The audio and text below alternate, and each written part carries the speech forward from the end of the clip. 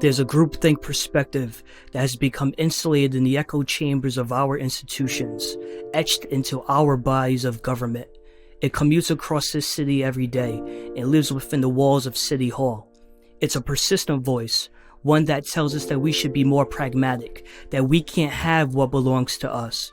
It demands that we settle with what we are given, and if we so happen to want more, it tells us that we should wait for the right time. I wonder, how many generations do we have to wait?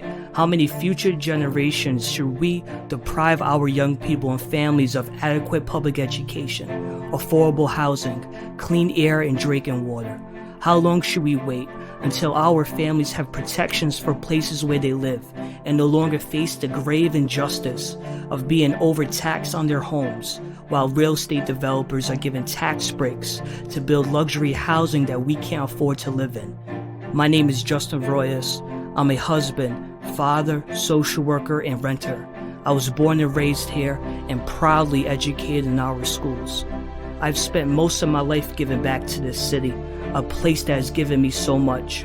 I grew up at the intersection of incarceration, drug addiction, domestic violence, and homelessness. As a mental health counselor, I have worked in homes across Providence, where families live in perpetual crisis. Sadly, I have seen families get swept up by the tides of generational trauma with no real support from their government. I don't have to tell you this. Every day it gets harder to get by in the city. Rent gets higher, the cost of utilities, gas, food, and childcare have soared, while our incomes have remained nearly stagnant. It's time our communities have the stability they need, not just to survive but thrive. That's why I'm running for Providence City Council, to fight for my neighbors across the North End, many of whom share a vision of a well-resourced North End, one that is clean, safe, and connected. What people in power with the authority of office do and say matters. We must invest heavily in our people and stand up to the stubborn forces that prevent us from doing so. When elected, I promise never to lay down or roll over when holding power accountable. I will always be beholden to you, the North End, and no one else. I will work to restore your trust in local government and send a strong message that our quality of life is not for sale to the biggest campaign donor.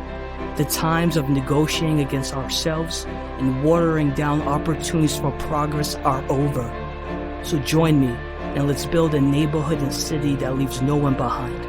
I humbly ask for your vote on Tuesday, September 13th.